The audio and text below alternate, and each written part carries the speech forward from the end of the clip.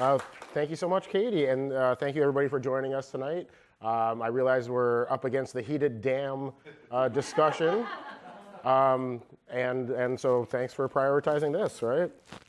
So the presentation that I have for you this evening, I've titled Black Salts, African American Sailors in Maine and New England, and you'll come to find out over the course of the next 45 or 50 minutes how important maritime jobs were for people of African heritage here in Maine specifically and in New England generally.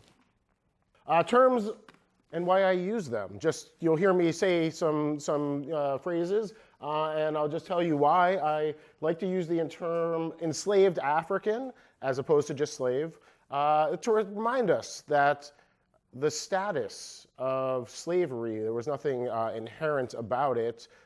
This was a status that was forced onto people, so hence they were enslaved, and so I'll use that term enslaved African as opposed to just slave. I use the term self-emancipating as opposed to runaway.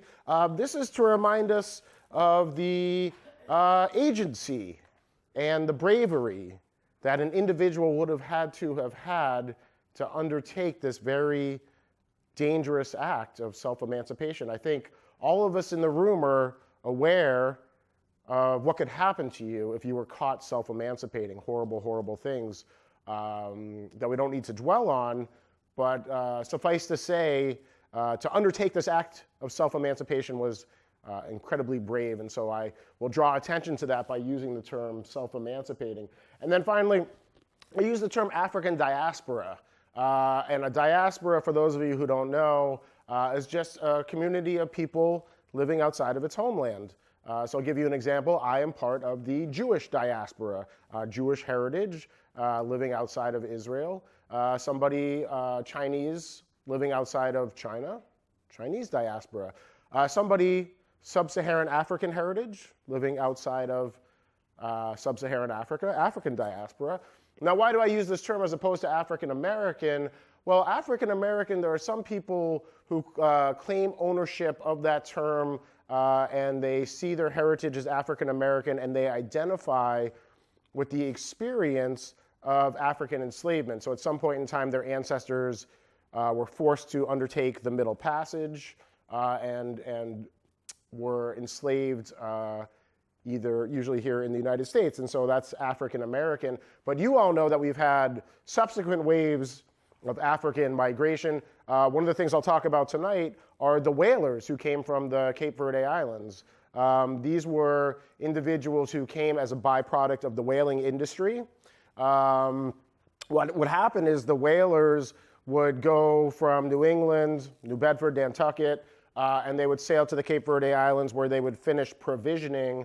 And while they were there, if they needed a couple crew members, they would enlist some of these Cape Verde sailors who would then wind up in New England at the end of the whaling voyage. And so where I grew up on Cape Cod, southeastern Massachusetts, my pop was the high school librarian at Harwich High School for many, many years. And in Harwich on Cape Cod, there was a large Cape Verde population. And so these individuals may not necessarily identify as African American. And you're probably all aware that we have enjoyed here in Maine over the last couple of decades a more recent wave of African migration. And these individuals, likewise, may identify as Somali Americans or Sudanese Americans. So when I use this term, African diaspora, I think of it as an umbrella term, a kind of term of inclusion. This includes people of African American identity and subsequent waves of African migration. Now, somebody wants to identify as African American, I'm happy to have people identify however they choose to identify. Once again, I see this as a term of inclusion, an umbrella term, and so hence I'll be using the term African diaspora. I'd like to start off by talking a little bit about the African roots of seafaring here for people of African heritage in New England. You had ethnic groups that lived along the coast of West Africa who were known for their boating prowess. For example, you had the Kru people of modern-day Liberia and the Minna of modern-day Ghana, both known as extremely adept canoemen. When Europeans arrive on the coast of Africa, they would purposely target different groups of people based on their skill sets. So these groups of Africans would be targeted to be brought to the United States to ply boats in South Carolina in the colonial period. And these individuals were purposely kidnapped from modern-day Liberia and what was at the time known as the Gold Coast, so they could be brought here to the colonies to continue to work as canoemen or boat operators. You see a very similar thing. One of the early commodities that enslaved Africans grow in what would become the United States was rice production before cotton, very important crop that was grown by enslaved Africans. Likewise, you had European enslavers who would target tribes that were known for their rice cultivation prowess. Then they would be brought to, a lot of the rice was grown in South Carolina, where they grew a specific type of rice that was grown by enslaved Africans. And so you see the same thing here with individuals who were known for being particularly good boatmen.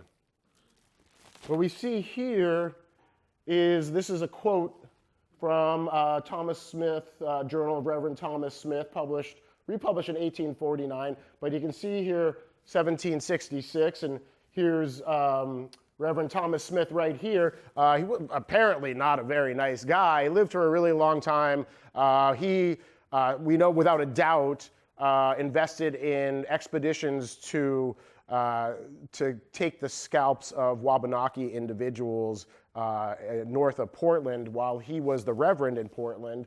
He was the Reverend at what is today the site of the Unitarian Universalist Church. It was a congregational church, and the church that's there was not the church that Reverend Thomas Smith was the Reverend of, but the church that replaced it. Anyways, we have his journal from 1776, and it's one of the great primary source historical documents of the greater Portland area. And so we just have a quote here in which Reverend Smith says, "A Negro belonging to Andrew Simonton," and Simonton, by the way, in South Portland, where I'm based out of and where I live, Willard Beach, which is one lovely sandy beach where I take my kids in the summer, is historically known as Simonton Cove. Simonton was a Scotch-Irish immigrant whose family has been in what is today South Portland, going back to the 1700s, quite some time. So a Negro belonging to Andrew Simonton and a Negro belonging to Wheeler Riggs were fishing in an open boat off of Cape Elizabeth. And towards night, the wind coming on fresh blew them off to sea.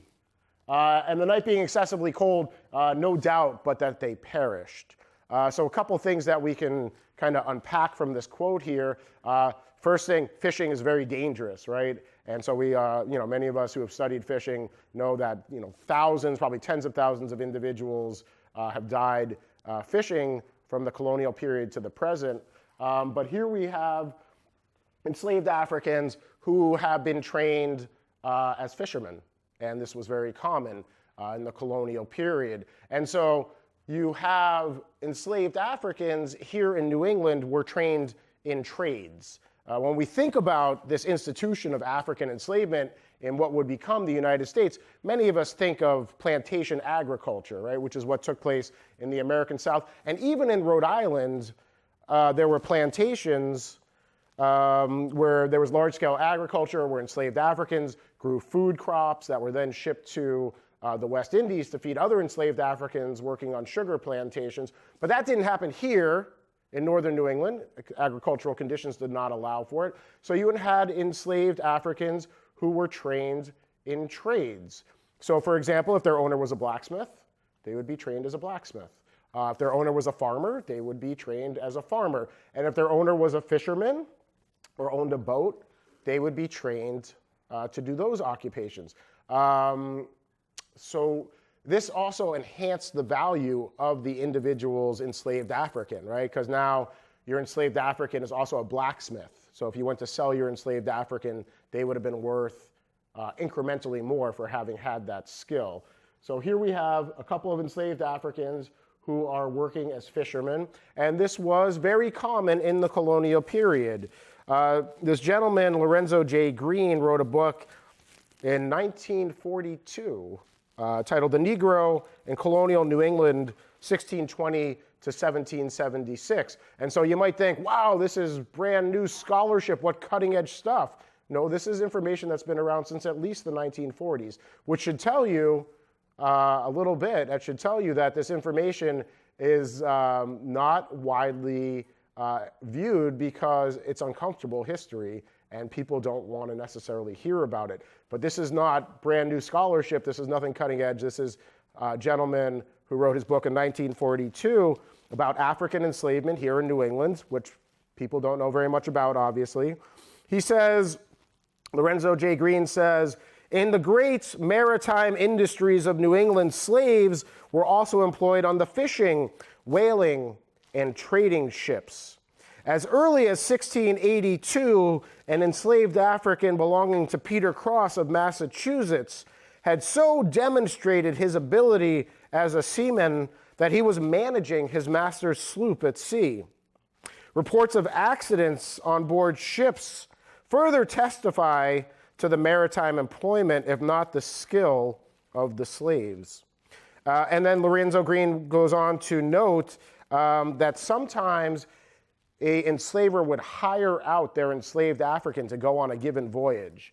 So you would kind of rent out your enslaved African for the course of the voyage, couple months, 3 months, something like that, and then you would collect their wages once they returned.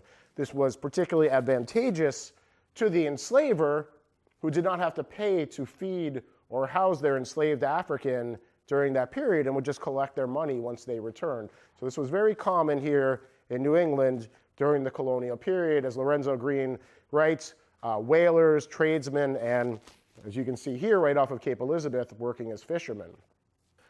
Crispus Attucks, who many of us know, actually was not a very important historical figure until the abolition movement. So he wasn't very well known in the time of the American Revolution or the immediate aftermath. He becomes well known in the 1800s as abolition is ramping up, and so he's kind of made a big deal of at that time. And so we don't know a lot of details about his life. We think that he was likely born an enslaved African in Massachusetts in 1723, and we do have some records to indicate he was of African as well as indigenous heritage, so mixed race individual, which was very common during this period, and there were various reasons why you would intermarry. Let's see, he was either freed or he self-emancipated in 1750. And then he worked as a sailor and also worked around the docks of Boston until he was killed on March 5th, 1770, when he took 2 British musket balls to the chest.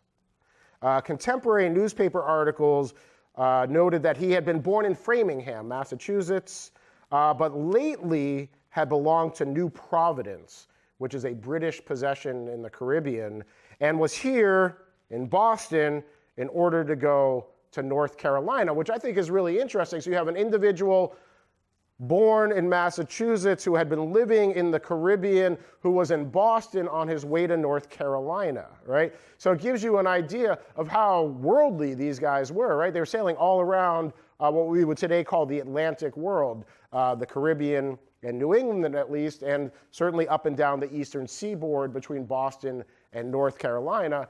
Once again, this was very common, and these sailors start to form this new African identity, a pan-Atlantic African identity, as they are sailing to different parts of the Atlantic world, maybe originally from Africa, the Caribbean, South America, Europe, North America, and this new culture, a new pan-African transatlantic culture starts to form. So this is a great book, and I highly recommend it. It was written about 20 years ago by Jeffrey Bolster, Blackjacks, African-American Seamen in the Age of Sail. And Jeffrey Bolster, till recently, taught at the University of New Hampshire. I believe he's retired now. Last I heard from him, he was sailing off the coast of New Zealand. African-American or African diaspora men and women found a certain amount of financial as well as social stability working in the maritime trades. sailors were judged to some degree on how well they knew the ropes. To know the ropes. And who has heard that expression before? Probably everybody in the room, right? Well, here's what that expression means. It means to literally know all of the hundreds of lines of standing and running rigging on a historic sailing vessel. So if you knew the ropes, if you were good at your job, sometimes, very often, that mattered more than the color of your skin in the maritime trades. So we have to remember that, slavery is legal in Massachusetts until 1786, African enslavement. And Maine is part of Massachusetts until 1820, and probably many of you know it gains its statehood in 1820 as part of the Missouri Compromise, which admits Missouri to the Union as a slave state and Maine as a quote-unquote free state. But African enslavement legal here in Massachusetts, province of Maine, until 1786. But in the wake of emancipation, here in New England, people of African heritage were incredibly poor. They had nothing, right? They had just been enslaved. They had just been freed. They had no commodities. And so it was really hard for them to make money. And one of the ways that they were able to make money was as sailors. And the reason why was because, once again, they knew the ropes. Think about being a sailor in the colonial and post-colonial period was incredibly dangerous work. And still today, being a fisherman or a sailor is one of the most dangerous occupations in the country. But back then was even more dangerous. You had racist captains who were sometimes sadistic. And you didn't have to be racist sadistic. Sometimes they were just sadistic in general, right? What we would maybe today call a sociopath, right? And these guys would mercilessly beat their crews for very small infractions. You had horrible food.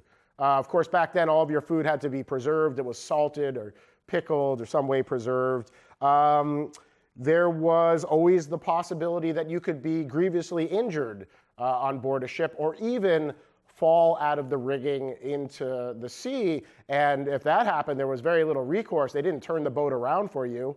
They threw a line out, and hopefully you grabbed it, and chances are you didn't, and you drowned.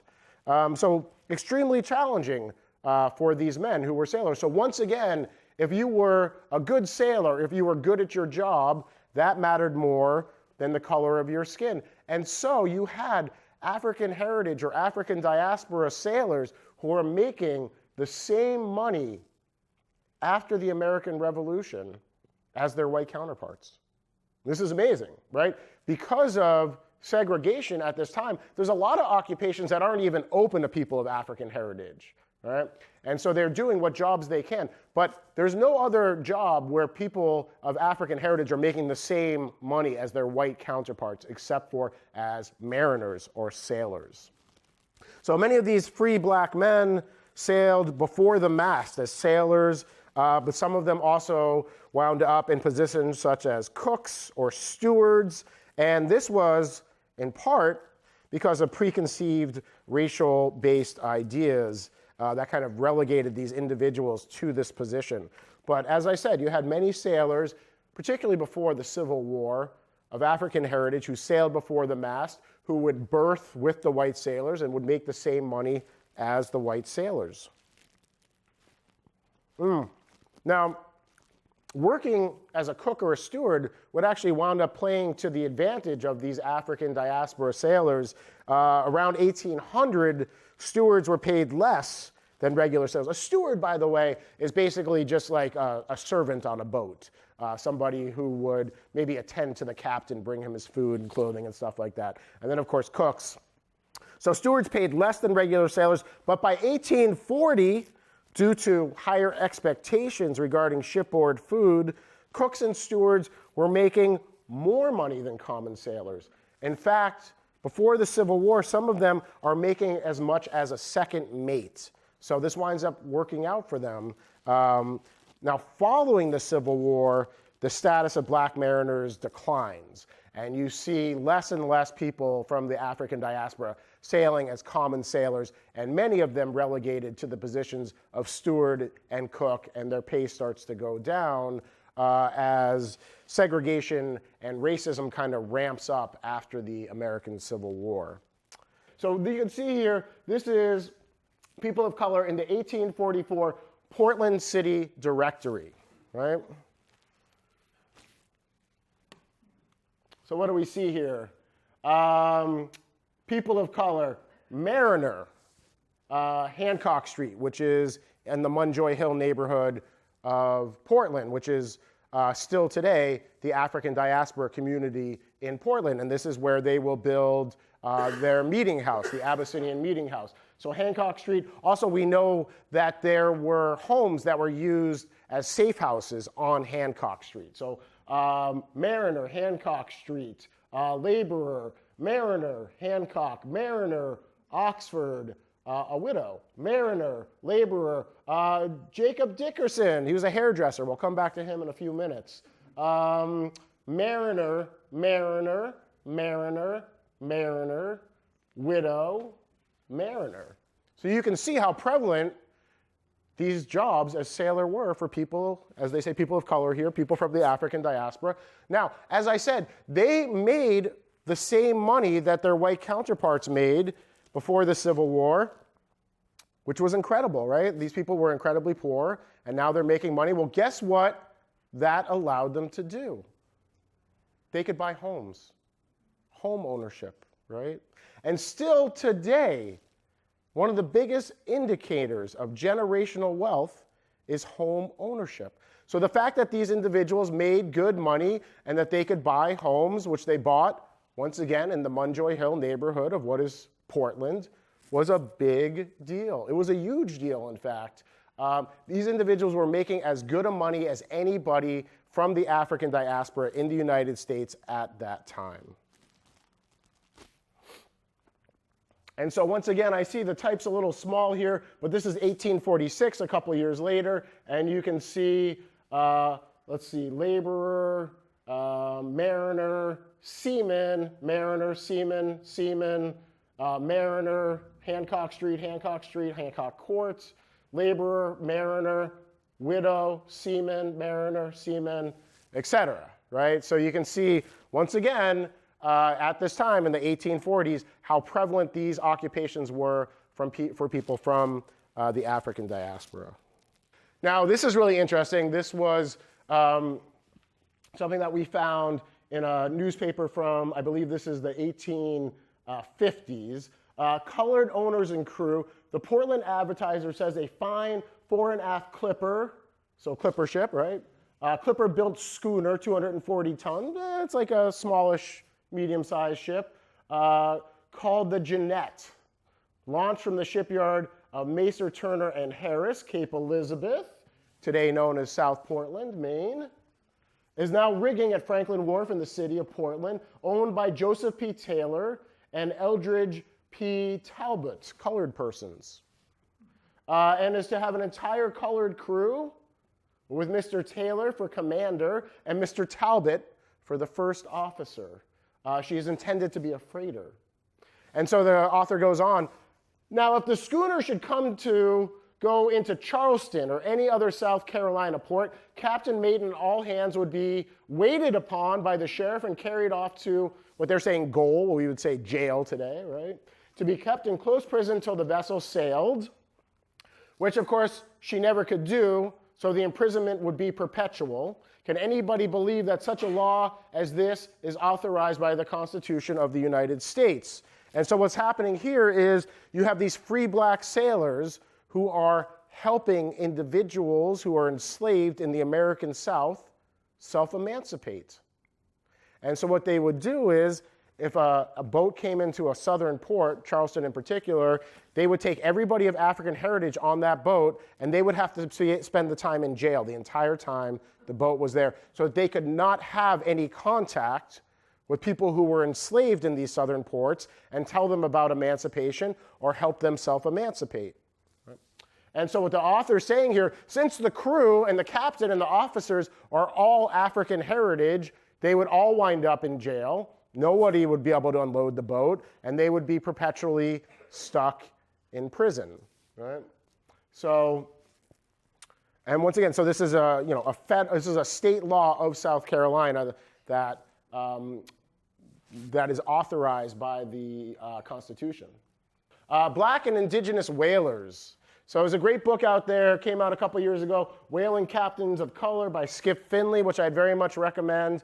But you had, I think Skip estimates that mixed race individuals, Indigenous Americans, free blacks, and self-emancipating enslaved Africans constituted 20 to 30% of sailors on whaling vessels before the Civil War, 20 to 30%, so a huge percentage, right? You even had a lot of captains of whaling vessels who were African or Indigenous or mixed-race African Indigenous heritage. And these whaling captains were making, in terms of today's money, millions of dollars. This was the most money, the best money that one could make as a person of color in the United States in the 1800s, was working in the whaling industry.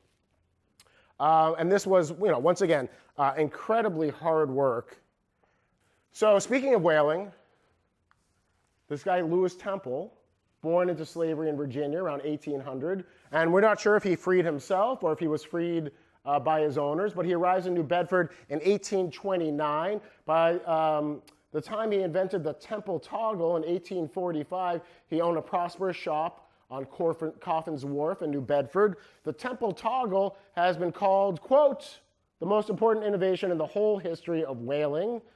He never sought a patent for his invention, but he made pretty good money selling it. And so this is the Temple toggle right here. And so it's a harpoon. And when the harpoon enters the blubber of the whale, the front part of it bends down and it lodges itself in the blubber of the whale. And so it's less likely to be pulled out than the harpoons that they used before this, which were just kind of heart-shaped, and they would just kind of easily be pulled out of the blubber sometimes. So there would have been a wooden pin right here in the Temple toggle, and as that harpoon entered the whale, that pin would snap, and the front part of the Temple toggle would go down, and it would lodge itself in the blubber of the whale. So very important innovation for whaling. And whaling, fascinating occupation. They had very diverse crews, as you can see, 20 to 30%. But they even had, once they made it into the Pacific, they were recruiting Polynesian sailors as well for these whaling vessels, what they called Kanakas. So think Tahitian, Fijian, Hawaiian sailors. And so think about it, you had these whaling vessels that had crews that were incredibly diverse, African, formerly enslaved, never enslaved, Indigenous, mixed race, Polynesian, and then, of course, people from a variety of European nationalities as well. Here we see the Abyssinian Meeting House. So the African diaspora sailors, they made enough money that they could buy homes, and here they bought homes in Portland on Munjoy Hill, and they had a little bit of money left over, and with that little bit of money, they contributed to benevolent societies.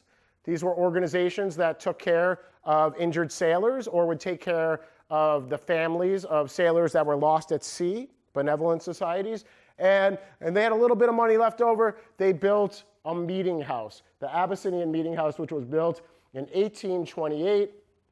And, in many instances, as I said, these people did not have a lot of money. Some people from the community contributed literally pennies.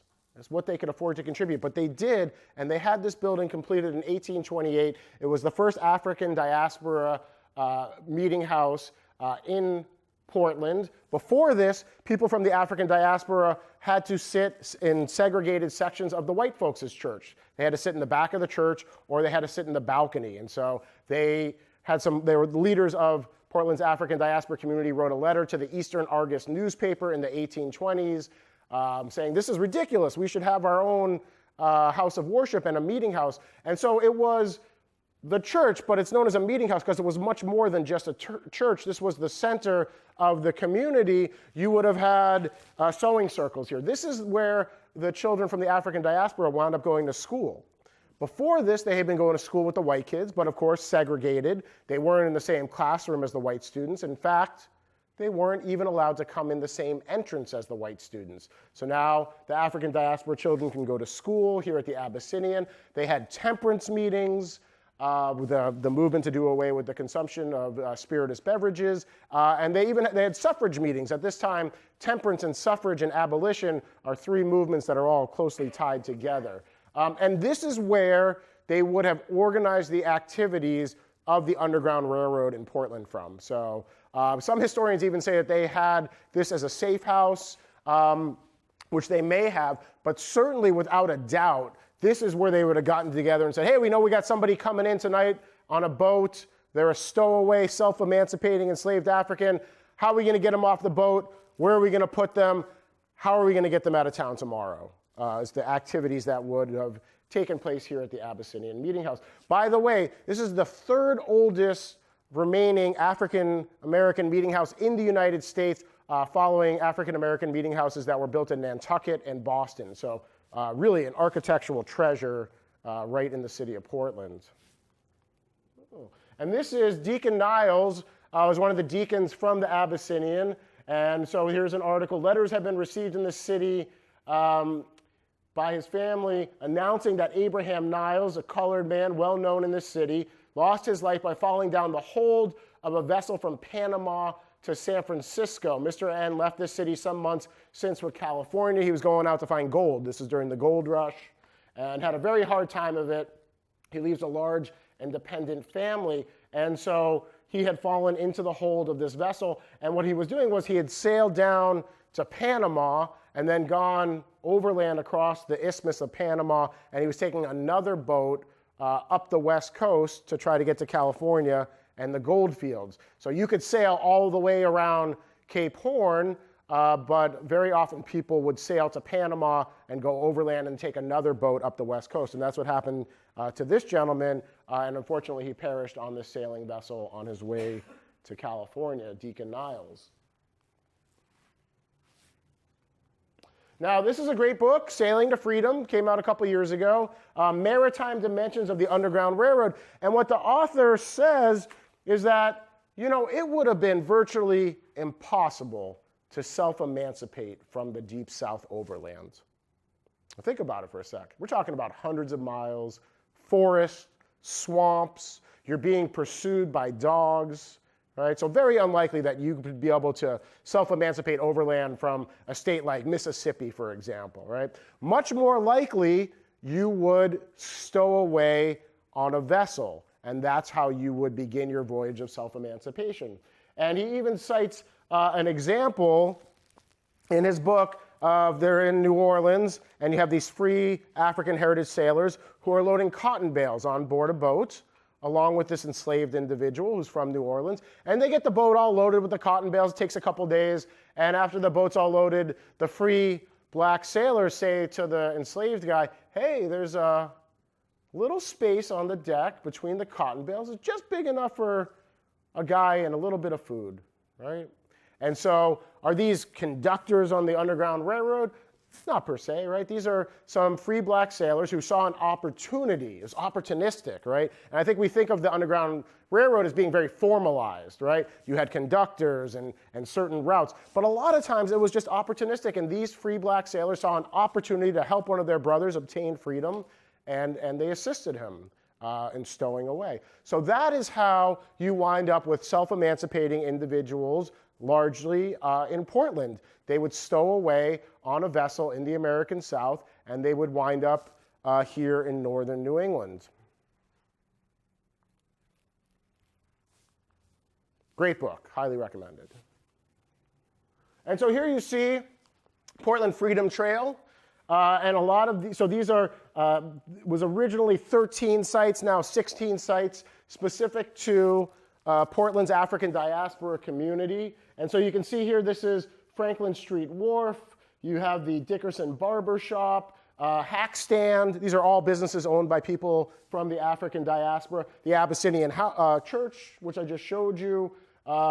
This is Eastman Home, African heritage family that supported the Abyssinian. And some of these folks are what we would call white allies, like Fessenden was a white abolitionist. You had the Quaker Meeting House, First Parish Church down here, which is today the Unitarian Universalist Church, Lloyd Scott secondhand clothing store. These are all stops on the Portland Freedom Trail. And so each spot is marked by a granite marker that has two plaques on it. One plaque that's a photograph of some people of African heritage who are self-emancipating, and they're looking up at the Big Dipper, or what they would have called the drinking gourd.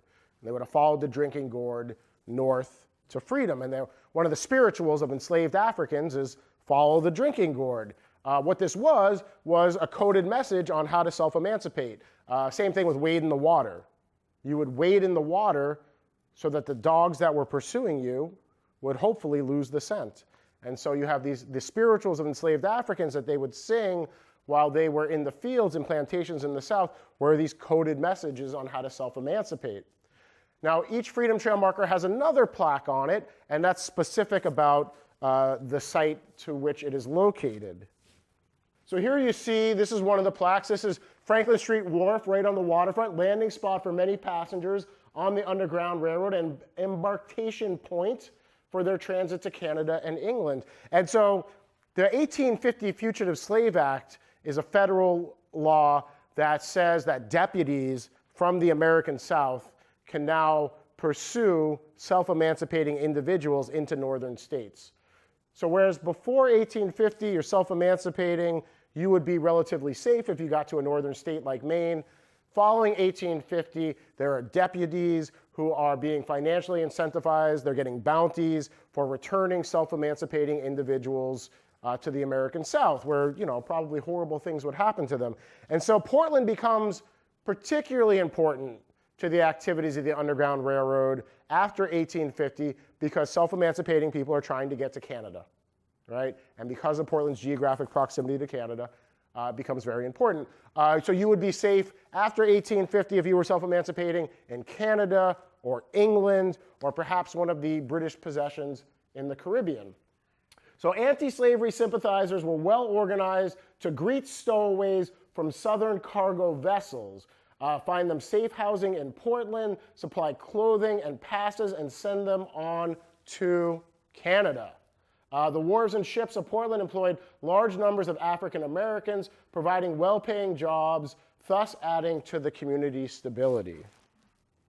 And then this is one of my favorite. This is the barbershop, Jacob Dickerson Barbershop, which is on 4th Street in Portland. And for those of you who know the topography and geography of Portland, you may know that Commercial Street, which is today along the waterfront, was filled in the 1850s.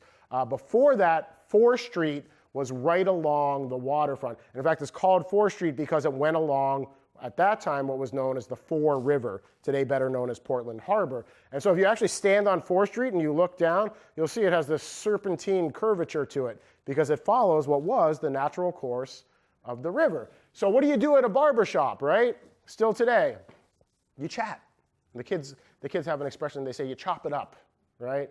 And so I love this idea of, imagine, you had these African diaspora sailors who are sailing all around the Atlantic world, and they're getting off the boats right there at the barbershop. They're going straight to the barbershop, and they're chopping it up, right? And they're saying, hey, have you heard about the Haitian Revolution? Hey, well, how's abolition going in England? What's up with South Carolina, right? So think about this barbershop was a nexus of this formulating African Atlantic world culture, an important spot where they would share all of this information about all of the things that were going on in the Atlantic world. So it's just, to me, that's fascinating, right? The other thing that they would have at this barbershop would be a stock of wigs and fake beards so that you could change your appearance. And I do a lot of tours in Portland of the Freedom Trail, and I always tell folks, if you were recognized, you would be taken to the American South and returned into enslavement, and horrible things would happen to you, right? If you could disguise yourself, if you could get to Canada or England, you would be free for the rest of your life, right? So that was so important.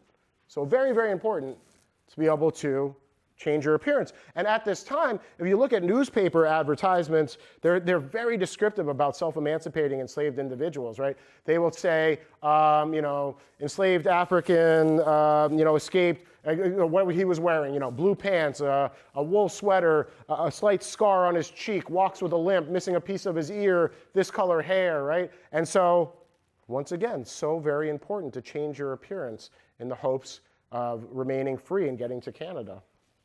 Hack stand, Reuben Ruby, one of the individuals who wrote the letter to the Eastern Argus newspaper in the 1820s requesting that they be able to build their own meeting house or church. And he was a hackman, amongst many other things. He had a lot of occupations. But one of the things he did was a hackman. And a hack, as you can see here, is just a horse-drawn carriage. It's a horse-drawn taxi, right? And so that was his job. He was a hackman. It was his job to cruise around the city in a horse-drawn carriage, and so he could do so without eliciting any suspicion. And so they would take individuals from the safe house to the barber shop, and then they would take them to the secondhand clothing store, where you would get a change of clothes, once again, to disguise yourself, right? This is on Exchange Street in Portland, Lloyd Scott's secondhand clothing store. This isn't the secondhand clothing store, by the way, because everything in Portland burns to the ground in 1866 during the Great Fire, but this is the building that replaced it at that location. And at the secondhand clothing store, you would have been able to get a change of clothing, right? And then the hackman could take you either back to the docks, and you would take the overnight boats to Canada, or there were overland routes from Portland that went around Sebago Lake, both north and south, and came back together. You would go overland through New Hampshire to the Canadian border there. But once again, you get a change of clothing, change your appearance, very important. Also, you're going to Canada, so maybe you'll need something a little bit warmer. Another thing that they did at Lloyd Scott's secondhand clothing store was they would sew abolitionist pamphlets into the coats of free black sailors, so that when they got to a port like Savannah or New Orleans, they could sneaky take this abolition literature out and hand it off to enslaved individuals so they could find out about what was going on regarding abolition. And so it kind of gives you like a brief idea of how the Underground Railroad worked and why free mariners of African heritage were so important, right? Now, these occupations remain important even into after the Civil War. But you had also people of African heritage working in related shoreside industries. So once again, blacksmiths, sailmakers, coopers. Coopers are people who craft what we think of as barrels, but a barrel is actually a size of cask. Very nerdy stuff, and I won't trouble you with it. But in the first half of the 19th century, the docks of Portland were worked by black longshoremen. Now, they're kicked out 1840s, 1850s when the Irish start to arrive. But up until that time, the folks who unloaded the boats in Portland were African heritage. And people came from around the region to work in Portland. Many of these individuals arrived through trade with the West Indies, which I've done a lot of research on, coming with cargoes of molasses and rum. William Gould, writing in the Portland Press on April 13th, 1872, noted that black longshoremen were known for their singing, which they employed to keep time as they labored to unload cargoes of molasses by hands. This is called call and response singing. It's the same type of singing they would have done on the plantations to help meter the speed of the work. And they were apparently amazing singers, because according to Gould, they were sure to have a large audience to hear their singing. And in fact, many church-going people on coming out of meeting, these are the white folks, many church-going white folks coming out of their churches on Sunday, then took 4th Street on their way home, no matter where they lived, to hear the singing of these African heritage longshoremen. Black laborers on Portland waterfront were pushed out of this occupation, as I said, when the Irish arrived, fleeing the potato famine in the 1840s. And what the Irish do is they form unions, and the unions exclude people of African heritage. So probably starting 1850s, this really becomes an Irish job and will remain Irish, Italian, right up and through the 20th century. The SS Portland. So this is a boat that fascinates me. The SS Portland was built in Bath in 1890. She's a side-wheel steamer doing overnight service with her sister ship, the Bay State, down to Boston. And so the idea is you would, overnight boat, you would get in the boat in the evening, you would sleep in your berth, and when you awoke in the morning, you'd be at your destination. And so they went back and forth, passing each other in the middle of the night, the Bay State and the Portland. She was beautiful, just wonderfully appointed in the inside, beautiful bars and staterooms. But even after the Civil War, these jobs as mariner remained very important to people from the African diaspora. And so you had a lot of individuals of African heritage working on boats like the Portland. By this time, they're working maybe not as sailors, but they're working in a couple of occupations. Some of them are working as what's known as firemen or stokers. These were gentlemen who fed the coal into the boilers of the steamships. You also had people of African heritage working, both men and women, by the way, stewards and stewardesses, and barmen and barwomen. And so, once again, continues to be a very important occupation. This is how a lot of families are paying for their food and homes. And I have a quote here from Maine's Visible Black History, the Chronicle of its Peoples, in which it asserts, and I quote, "Black stewards abounded on schooners and steamers. Their work included scrubbing the decks, keeping the oil lamps filled and cleaned, and polishing brass."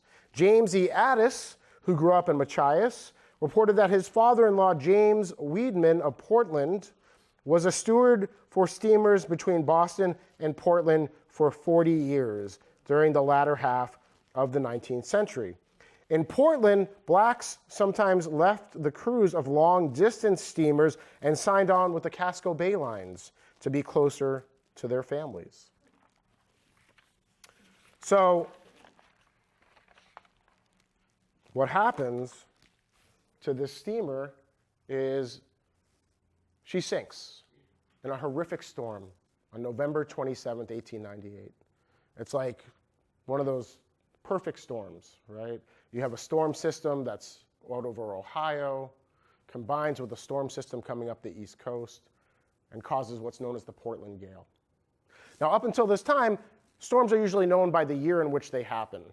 The hurricane of 1938, right? Blizzard of 78, one of my very first memories growing up on Cape Cod. The Portland Gale is known as the Portland Gale because so many people perish in this one shipwreck. And they don't know exactly how many people perish because the manifest of who's on board is on board the ship and sinks with it. But estimate somewhere between 190 and 200 individuals perish on this one shipwreck, not a single survivor. The bodies are washing up on the backside of Cape Cod for weeks afterwards. And so for me, this connects where I grew up in Portland, where I live now. But fascinating shipwreck for so many different reasons. But one of the reasons is on board the Portland, the night she sinks, 20 individuals, 19 or 20 individuals from Portland's Munjoy Hill African diaspora community who perish, right? They all die. They're working on board, once again, as stewards and stewardesses, men, women. Some of them are these firemen who are feeding the coal boilers. At that time, there's only 400 individuals in the community of African diaspora people living on Munjoy Hill. So this constitutes a loss of 5% of their community. 5% of their community perish in this one shipwreck in 1898. So you imagine what that did for their community, right? These were the breadwinners for the families. And so a lot of families lost breadwinners. They left behind widows and orphans and people without a lot of means afterwards. So once again, just for me, fascinating shipwreck. And so this is Ayumi Hori's Portland Brick Project. And this is the Munjoy Hill neighborhood. Throughout the neighborhood, you'll see these bricks embedded into the brick sidewalks, different parts. And I always love to share with people, some of them are historic, but some of them are current. And some of them are future aspirational. So future aspirational is like one of them says, on this location in 2025, a woman walked home at night by herself and felt safe, right? So not current, future aspirational. But some of them are historic, right? You can see on this spot, this is down on the waterfront, Ghassan Hassan celebrates becoming a U.S. citizen, hashtag New Mainer, so a current one. But here you can see on this spot in 1898, and it wasn't on this spot because the boat sank on Stellwagen Bank off the coast of Massachusetts, but on this spot in 1898, the Abyssinian Meeting House tragically lost a third of its congregation in this one shipwreck. And so the Abyssinian doesn't close right after the shipwreck, but it closes about a dozen years later. And so some historians will say there's a connection between this loss of life on board the SS Portland and the fact that the Abyssinian closes later. Another thing that happens is there's another church that opens up, the Zion Green Church in the same neighborhood, siphons off membership from the Abyssinian, has a little bit younger membership. This also contributes to the Abyssinian closing down, which if memory serves me correct, closes down in 1912. This is Eben Houston. He is the head steward on board the SS Portland the night that it sinks. And the story is that he's returning to see his wife, who lives in Portland, who is a woman who had already lost a husband to the sea, Margaret Ann Ball, and they had been married at the Abyssinian about a year before the ship wrecked. And sadly, Margaret had already lost her first husband, who was a fisherman, William Ball, who perished on a fishing vessel in Casco Bay in 1892. So with this incident, she lost a second husband to the sea. And then this is the Wyoming. It was built in Bath, Maine. One of the six-masted schooners. These are the biggest schooners in the world. I believe she was built in the early 1900s. And so by this time, you have African heritage sailors who have really, due to segregation, been relegated to certain shipboard positions, and many of them are working in the coastal trade. Coastal trade would mean up and down the east coast of the United States, as opposed to a transoceanic trade, which were blue water sailors who would have been paid more money. The Atlantic Carriers Association, an organization that recruits sailors, would recruit African Americans and people from the African diaspora, mainly West Indian, Cape Verdean sailors. Instead of white Union sailors, white sailors on schooners made $34 a month, whereas the black sailors made $5 less a month. Black sailors come to dominate the coastal schooner trade in the early 20th century. And so this is, once again, the Wyoming coastal schooner for carrying coal. At this time, they're using steam to cross the ocean, but for big, bulky cargoes, think like coal, lumber, maybe ice, they're using these big coastal schooners still. And the reason why I put this little picture up here, this is where my museum is. I'm at the Cushing's Point Museum at Bug Light Park. There's Bug Light Park, and I'm pretty sure that's the Wyoming sailing past there. So here's the crew. Six-masted schooner Wyoming, built in Bath, Maine. These gentlemen, all African heritage, all individuals from the African diaspora, all the crew members. The officers are white guys, the crew members, all African heritage. And this is the crew list.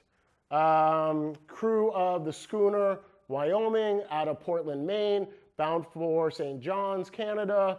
So you have, let's see, tells you their name, their capacity, their birthplace. The mate is from Sweden. The engineer, well, it looks like he's from Mass.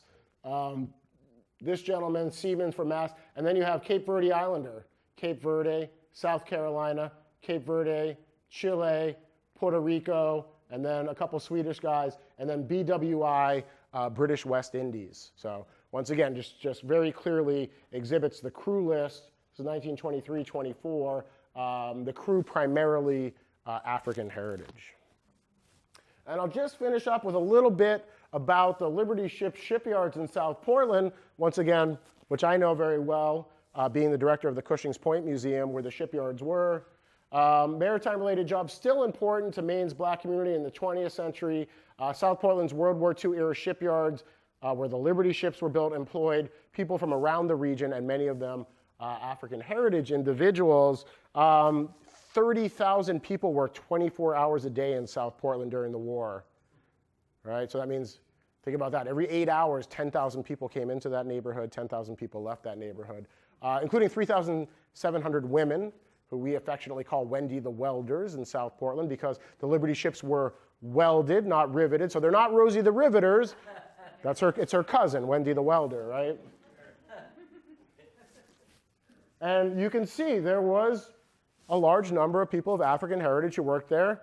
Maybe not large proportionally to the number of white folks, but you can see this picture was originally published in the shipyard's newspaper, the New England Keel. So listen, the shipyard's so big, 30,000 people, it has its own firefighting force, it has its own weekly newspaper known as the Keel.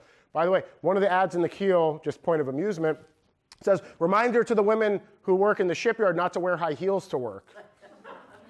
Because they didn't, they had never worked in a shipyard before. They didn't know it wasn't appropriate to wear high heels.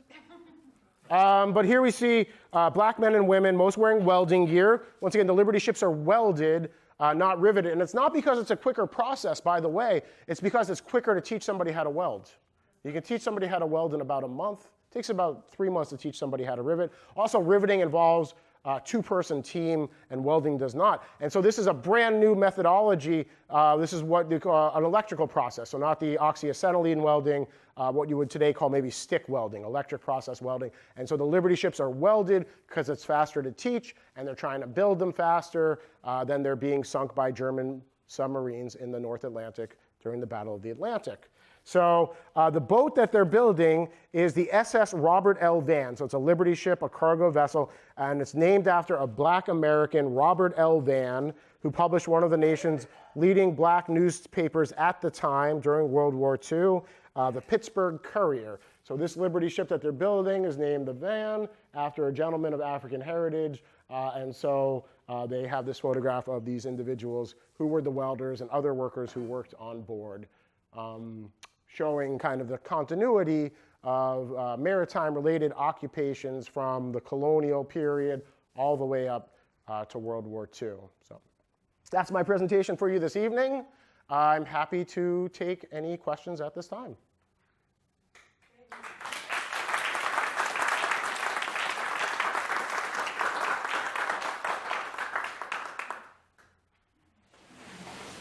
I have one question. Yeah, Bob. You've been able to figure out the difference between seaman and mariner. Yeah, that's a great question. I don't know what the difference is, right? I feel like the terms were used, like from my experience, it feels like they're used interchangeably. And I use the term mariner more because I see it in the historical record more. But when I say mariner, most people don't know what I'm talking about, right? If I say, oh, they're sailors, then people are like, oh, they're sailors. So I'm not sure what the distinction is, Bob. That's a great question. Let me do a little bit of research, and maybe I can find out and get back to you. I will say, I've asked this question before, and I've had an answer. Well, that's not true. I've had a guess. Okay. That one of them are the ones that go back and forth down the coast. Oh. And the others are blue water. Blue water versus coastal. Yeah, that makes sense. So the seamen would be blue water, and maybe the mariners would be going up and down the coast. Yeah, that sounds like a very But that's just a guess. Yeah, good guess. But I'll find out. Let me do some research, Bob. Yeah, question here. What's the, on several occasions you said before the mast. Oh, so that's, yeah, sorry, right? So maritime historian, and I'm such a nerd, and I've been studying this my whole life. Before the mast is a common sailor. They would live what that meant was they would live in the bow of the ship, right?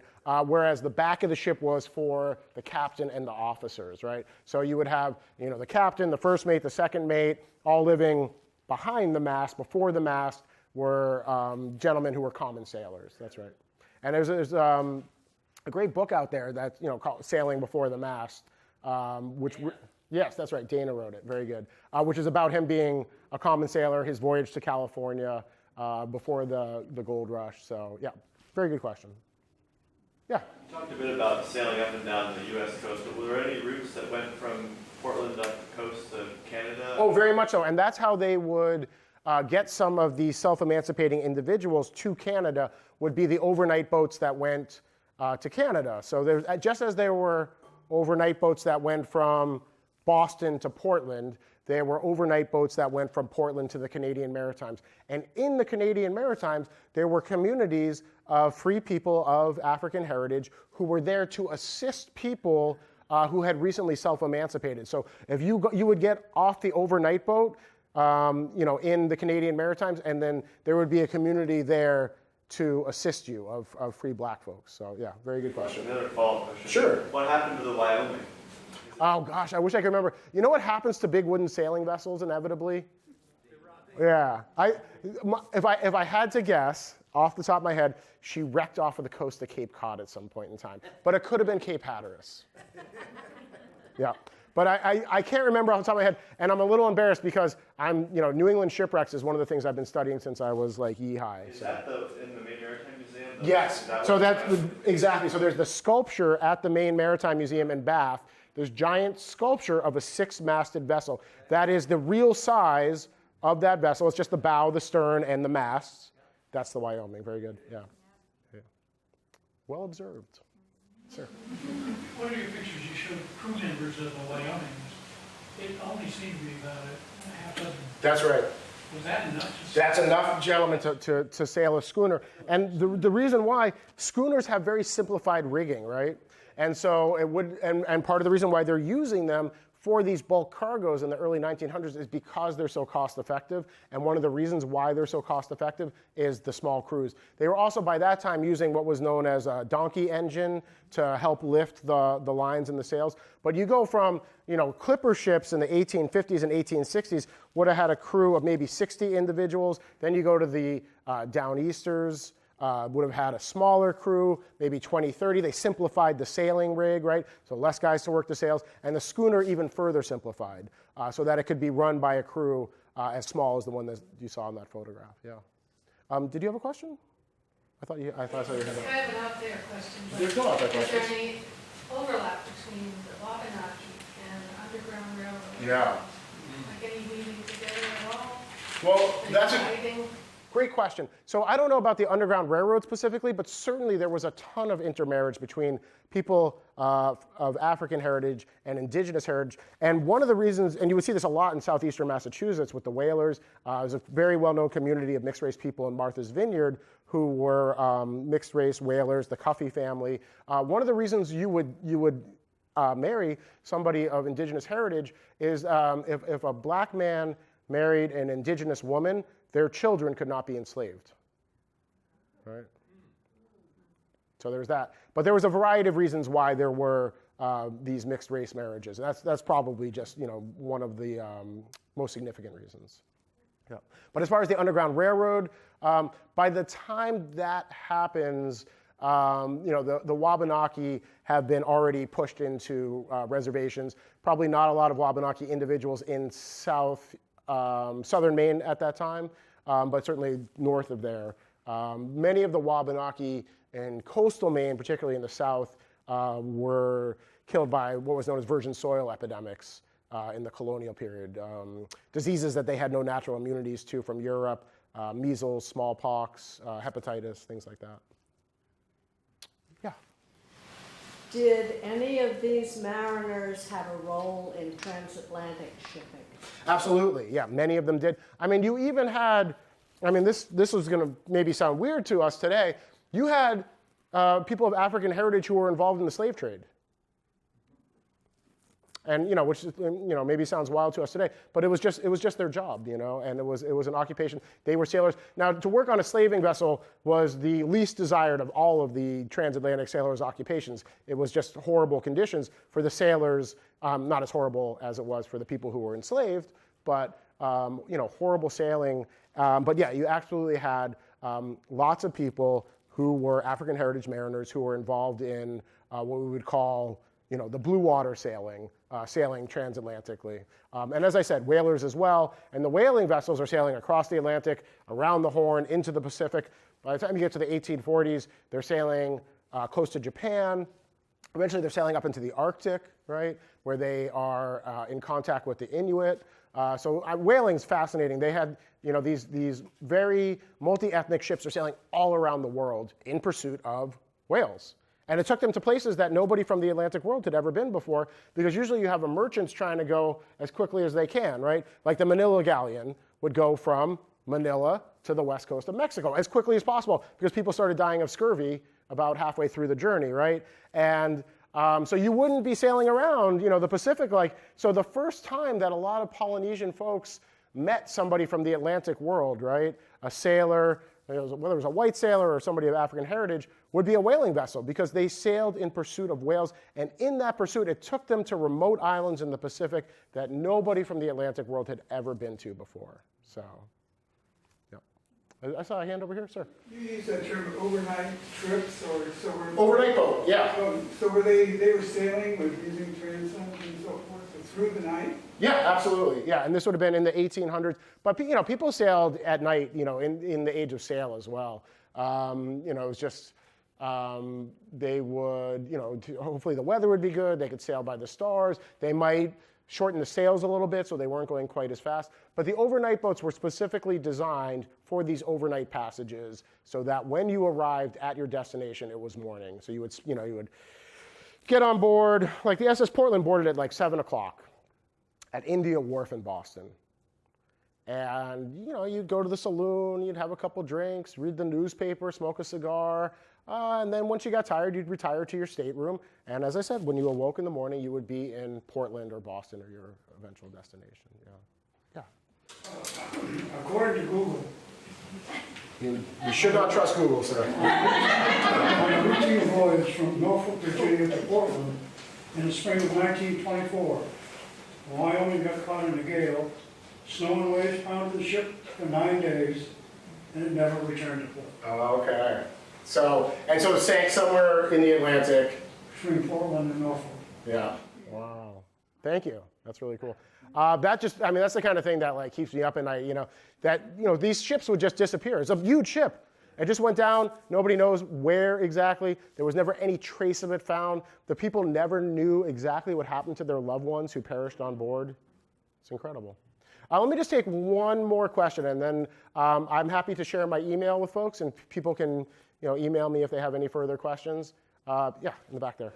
You mentioned that when the Portland was lost, there was kind of an outsized impact on the community of in Portland of African heritage. Yeah. And I wonder what the reporting on that was like. Was that well reported, or was it? How do you know about that? Was it more? Well, so it was very well reported. The whole Portland disaster was well reported, and it was covered by all the papers of the day. And in fact, I did an exhibit for the Portland Harbor Museum, which is a museum that went out of business now like a decade ago, on the SS Portland. And in doing so, I went through all of the newspaper accounts from 1898, Boston Globe, Boston Herald, Portland Eastern Argus, and they talk about, I always will remember this one guy who was from the West Indies, African heritage guy, and they were like, he must have survived. He was an incredible swimmer.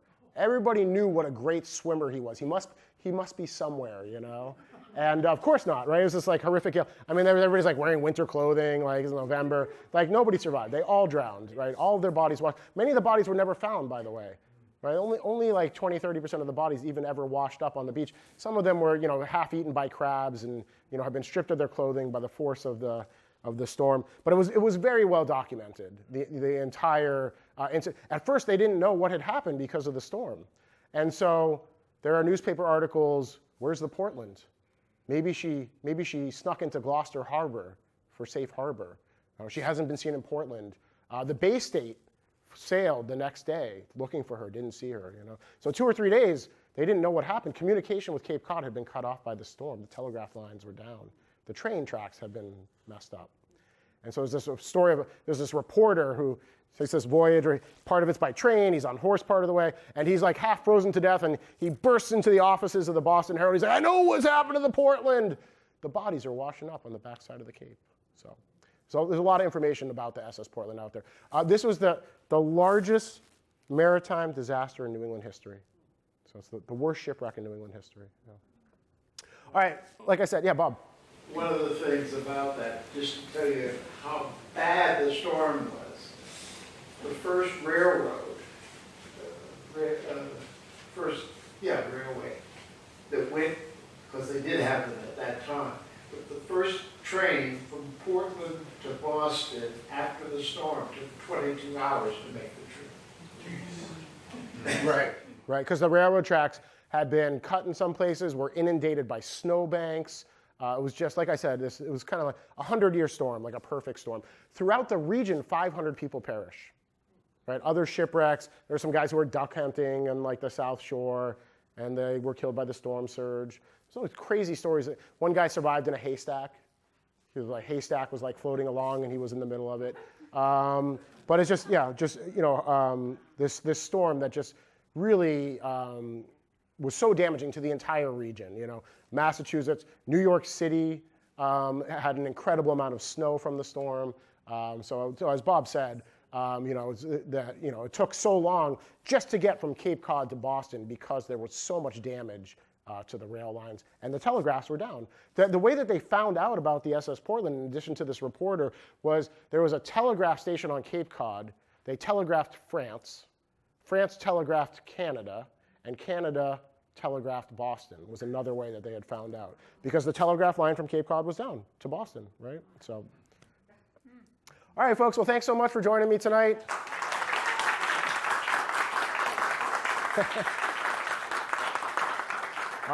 And I got my little museum in South Portland at Bug Light Park's open for another couple weeks. So if you happen to find yourself in South Portland, come visit me at the Cushing's Point Museum.